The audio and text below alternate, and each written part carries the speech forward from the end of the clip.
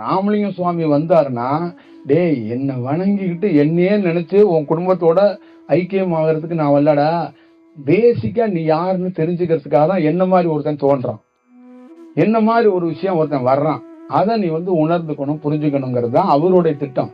ஆனா அவரை என்ன பண்ணிட்டாங்கன்னா, அவரு ஒரு மார்க்கத்துக்கு இயேசு மாதிரி ஒரு கடவுள் மாதிரி ஆக்கி விட்டாங்க. இங்க இப்ப புத்தர் எப்படி ஒரு மார்க்கத்துல ஒரு கூட்டத்துக்கு தலைவனா இருந்தானோ, அந்த மாதிரி ராமலிங்க சுவாமி இப்ப ஒரு கூட்டத்துக்கு தலைவனா இருக்கிறாரு. வெள்ளையும் ஜல்லையுமா போட்டுக்கிட்டு ஒரு டீம் அலைவாங்க. அவங்களுக்கு அவர் தான் பாஸ். அவரு இப்ப தலைவர் ஆயிட்டாரு, லீடர் ஆயிட்டாரு அவரு. இப்ப அவரை ஒரு டீம் வச்சுக்கிட்டு அவங்க ஒரு பெரிய வேலையை பார்த்துக்கிட்டே இருக்கிறாங்கப்பா. பல நாளா பாக்குறாங்க. அப்ப எல்லாருக்குள்ளயும் அவருடைய திட்டமும் அவருடைய நோக்கத்தையும் அவங்களால அறிய முடியல. அப்ப அவரு இதற்கான திட்டமே சரியில்லாத போது நான் எப்படி அமலுக்கு கொண்டு வருவேன் அப்படிங்கிறது தான் அவருடைய வடிவமா இருக்கு.